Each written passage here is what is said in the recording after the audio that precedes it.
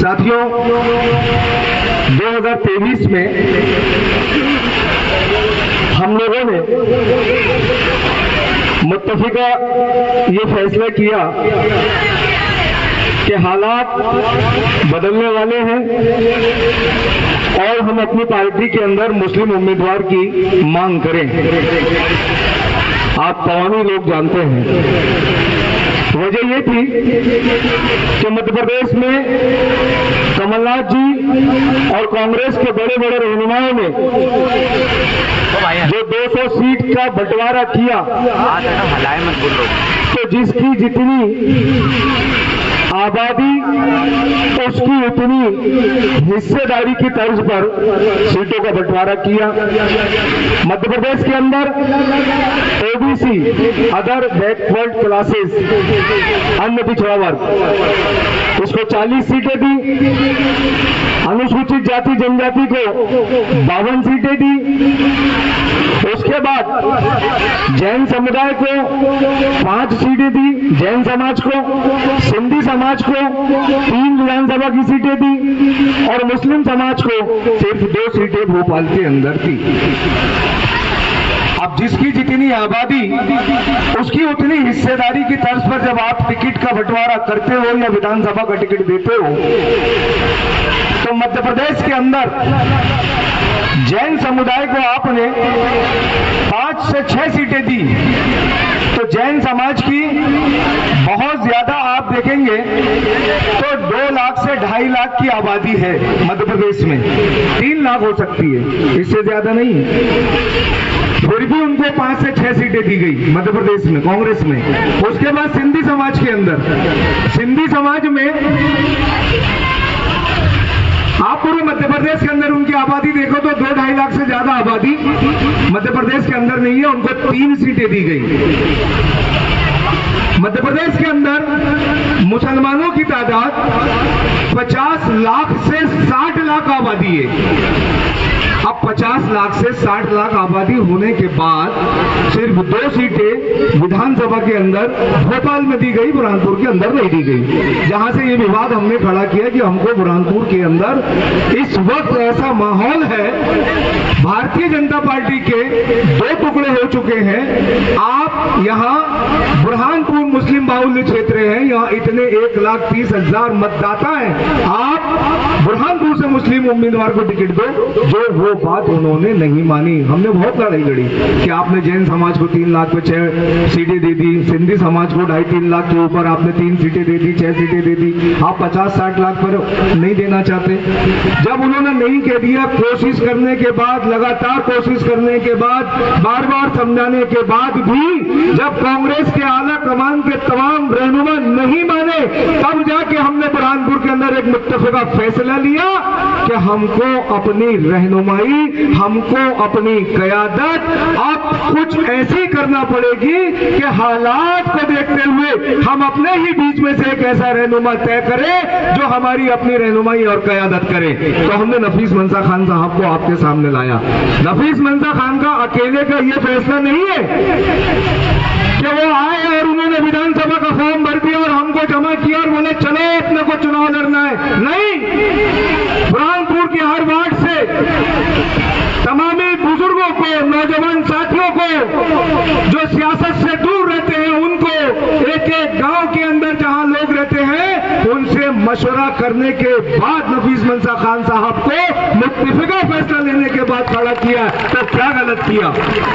आप लगाइए, आप फोन शुरू कीजिए, मोहत लगाइए, भावसा लगाइए, खामी लगाइए, इच्छापुर लगाइए, टापोरा लगाइए, चापोरा लगाइए, पातोड़ा लगाइए, बादापुर लगाइए, आप छोटा बोरगांव लगा लीजिए, आप पातोड़ा लगाइए, आप सारे गांव में फोन लगाइए, आप पिपरी लगा लीजिए। आप इन गांव के अंदर उन मुसलमानों को फोन करके पूछो कि नफीस मंसा खान साहब के ताल्लुक से या बुरहानपुर के ताल्लुक से मुस्लिम उम्मीदवार खड़े रहने की बात मुत्तफिका फैसला किया गया या नहीं किया गया? कोई छोटी मोटी ताकत की बुनियाद पर नफीस मंसा खान चुनाव के मैदान में नहीं आया। हंसी मजाक या भारतीय जनता पार्टी से मिलकर नफीस मंसा खान चुनाव लड़ने के लिए नहीं आया। ये तो 2026 के अंदर जो विधानसभा बुरहानपुर की अलग होना है और शाहपुर की अलग होना है, तो हम अपना कायद होगा तो आने वाले कल के अंदर बुरहानपुर की विधानसभा हमेशा के लिए मुसलमान बनाई जा सकती है।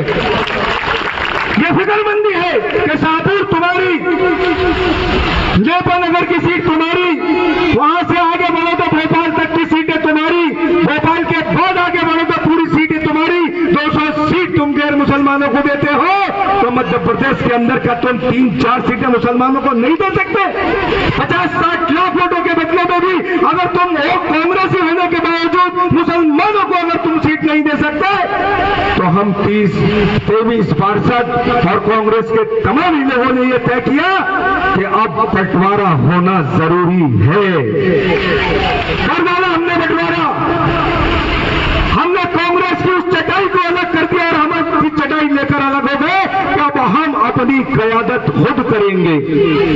अभी मुश्ताक भाई ने आपको बताया छोटी छोटी सी तकलीफें, खाने की तकलीफें, पुलिस की तकलीफें, अत्याचार और ज्यादती की तकलीफें, इन सारी चीजों पर अब रहनुमाई हमारी होगी। और जब रहनुमाई हमारी होगी तो याद रखिए कि कोई न कोई ताकत आपके सामने अल्लाह रब्बुल आलमीन भेजता है।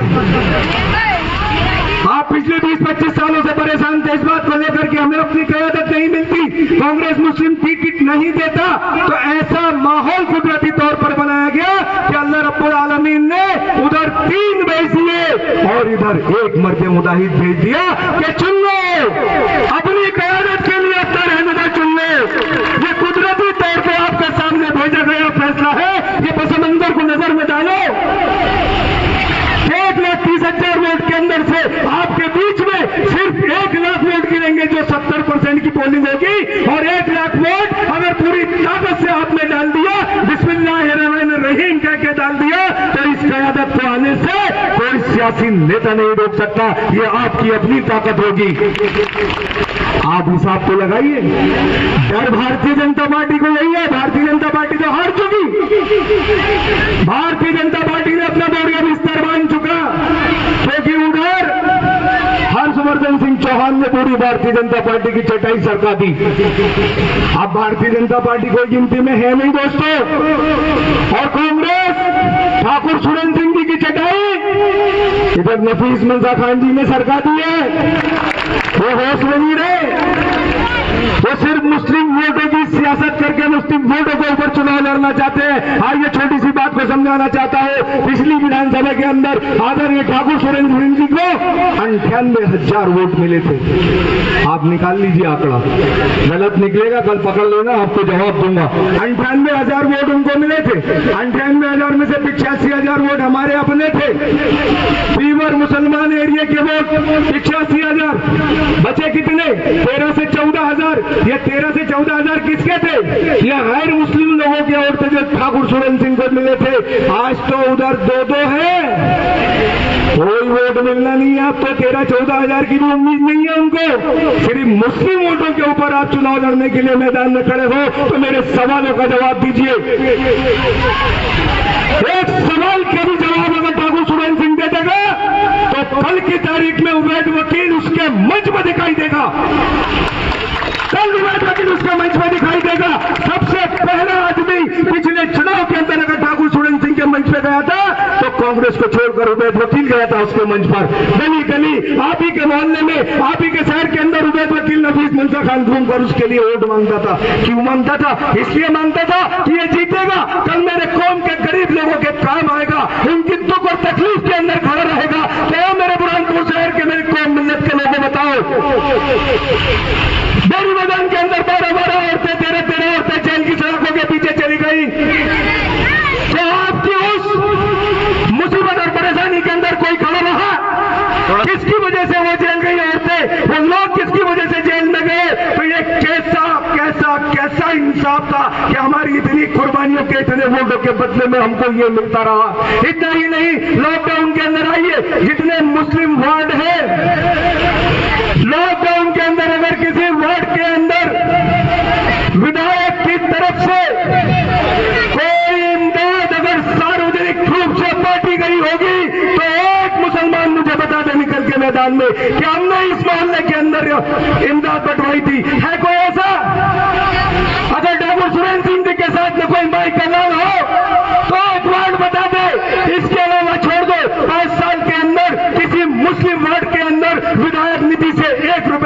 हमारे यहाँ नहीं करवाया गया। आप देखिए मुस्लिम वार्डों के अंदर विधायक निधि में कितने पैसे दिए गए। मेरे खुद का संगारा वार्ड, जो मैंने ठाकुर सुरेंद्र सिंह के लिए अपना खून और पसीना बहाया, मेरे अपने संगारा वार्ड के अंदर एक ईंट, 1 रुपए की ईंट ठाकुर सुरेंद्र सिंह जी के द्वारा नहीं लगाई, सिर्फ इसलिए कि हमारा मोहल्ला मुसलमानों का मोहल्ला था। क्या सोच कर नहीं लगाए? दिल दुखता है, दिल रोता है, कठुआ बांधे अर्थ से भेज का रहनुमा ऐसा कि हम भी अपनी क़यादत के लिए आगे लाकर ये ऐलान कर देंगे कि हम भी तनहा नहीं है, सियासत हमको भी आती है और हम भी मैदान के अंदर निकल के लड़ सकते हैं। लेकिन शर्त यह है कि अल्लाह रब्बुल आलमीन ने अगर ऐसा मौका दिया है तो अब आपकी बारी है। अगर हमने कांग्रेस को लात मारा 30-30, 40-40 साल की सियासत को छोड़ दिया तो अब जिम्मेदारी आपकी बनती है कि इस पस मंजर के अंदर एक एक वोट, चाहे कोई भी इल्जाम लगाए झूठा सच्चा, उसकी फिक्र मत करो। आप तो सिर्फ वोट डालो। ये हमारे और आपके बीच में ना इत्तेफाकी पैदा करके हमारे वोटों को तकसीम करना चाहते हैं। आप डाल दीजिए इन वोट। ये कुरैशी मोहल्ला है। मैं पूछना चाहता हूं हमारे कुरैशी बिरादरान से, 5 साल के अंदर कितने केस बने, कितने केस बने? आज भी यहां मुझे मालूम है कि जहां भी कोई उनका धंधा बिजनेस होता है, लाखों रुपए थाने के अंदर उनको भरना पड़ते हैं। क्या फायदा है? क्या फायदा है? वो अपना धंधा अपनी खुद की मेहनत पर, अपनी खुद की बात रखते हुए अपना धंधे का नेटवर्क को चलाते हैं। कोई नेता उनको मदद नहीं करता और फंस जाते हैं तो उनके लाखों रुपए बर्बाद होते हैं। साथियों, एक बात और, बुरहानपुर पावर लूम की सनद है। आप याद रखिए, बुरहानपुर के अंदर पिछले 5 सालों के अंदर कई मरतबा बिजली का बिल बढ़ा और सारे के सारे 90% पावर लूम से जुड़े हुए मजदूर और पावर लूम मालिक मुसलमान, और जो लोग इस सनद को अपने हाथ में रखते हैं वो मारवाड़ी ग्रुप। आप बताइए कि बिजली के ताल्लुक से एक भी आंदोलन हमारे बुरहानपुर के अंदर बिजली का बिल कम कराने के लिए क्या विधायक ने कोई आंदोलन किया? एक आंदोलन नहीं बिजली के नाम पर। इतना ही नहीं साथियों, मजदूरी का मामला देखिए। मजदूरी 25 की चलती है, 20 की चलती है, 23 की चलती है, लेकिन आपको मजदूरी दी जाती है अगर 25 की है तो क्या 20 की मजदूरी मिलेगी? 25 की नहीं मिलेगी। आप बोलते हो कि साहब मजदूरी तो 25 की है, आप बोलते हो नहीं, वो बोलता नहीं मजदूरी तो 20 में चलाना पड़ेगा, 25 नहीं देंगे। आप बोलते हो कि नहीं साहब नहीं, तो बोलता बंद कर दे लोग, जाओ। आप मजबूरी की हालत में अपने बच्चों की रोजी और रोटी का जरिया देखने के कारण आप उसकी कम मजदूरी के अंदर भी लोग चला लेते हो। कोई आवाज उठाई गई? इसलिए नहीं उठाई गई कि आप गरीब हो और आप आने वाले चुनाव के अंदर ठाकुर सुरेंद्र सिंह का विरोध नहीं करोगे, वोट उसी को दोगे। लेकिन वो जो ग्रुप सामने बैठा है पैसे वाले अमीरों को, अगर वो नाराज हो गया आंदोलन करने में और आपकी मजदूरी की बात उठाने में, तो फिर वो चुनाव के अंदर चंदा उन लोगों को नहीं देंगे।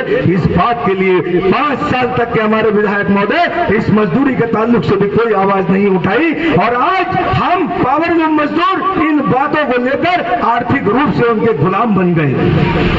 आर्थिक रूप से उसके गुलाम इसीलिए बन गए कि वो जितनी मजदूरी देगा हमको उसके पावर लूम चलाना है। अगर हम मजदूरी बढ़ा के मांगेंगे तो हमारे बच्चों की रोजी रोटी छीन लेगा और कहेगा कि पावर लूम बंद कर दो। यह है आर्थिक गुलामी। इसी के सिक्के का दूसरा पहलू समझाना चाहता हूं साथियों कि जब हम सियासत में आते हैं तो हमने देखा कि ठाकुर सुरेंद्र सिंह जी ने अगर 5 साल तक ना हमारे किसी काम को उठाया, ना किसी बात को उठाई, ना हमारे वार्डों के काम किए, ना लॉकडाउन में हमारा कोई काम किया, ना कोई काम किया, तो 5 साल तक हमारे वोट लेने के बाद भी अगर उन्होंने कोई काम नहीं किया और बावजूद उसके आज हम उनको वोट दे देते हैं, तो ये समझिए कि आने वाला नेता हमेशा यही करेगा कि ये कौम के वोट हमेशा मिल जाते हैं, इनके काम करो या मत करो, तो हमारी सियासी गुलामी ये हो जाएगी। उधर आर्थिक गुलामी, इधर सियासी गुलामी। अगर आज आपने अपने पूरे एहतजाज के साथ पूरे गुस्से के साथ नफीस मंजा खान की तरफ वोट डालकर जिता दिया, तो आने वाले कल में कोई भी गैर मुस्लिम रहनुमा इस बात से डरेगा कि अगर मैं इस कौम के काम नहीं करूंगा तो कल ये कौम मुझे वोट देने वाली नहीं है। ये इस गुलामी से आजादी का एक जरिया है, इसलिए हमको एतमाद करना बहुत जरूरी है। तो साथियों, मैं चाहूंगा कि जितनी भी ज्यादा अफवाहें फैलाई जा रही है उन तमामी अफवाहों से आप सावधान रहें। आपको सिर्फ ये देखना है कि हम अपना वोट हमको नफीस मंजा खान को डालना है, उनके पतन के चुनाव निशान पर वोट लगाना है। जितनी अफवाहें आती हैं उसको सब दरकिनार कर दीजिए और आप मुत्तहिद हो जाइए। इत्तेहाद और इत्तेफाक का मुजाहरा करते हुए आप नफीस मंजा खान के चुनाव निशान पतन पर वोट डालिए। मैं इस शेर के साथ अपनी बात को खत्म करूंगा कि अंदाज में अगरचे मेरा खूब नहीं है, शायद के उतर जाए तेरे दिल में मेरी बात। अल्लाह हाफिज। मोहतरम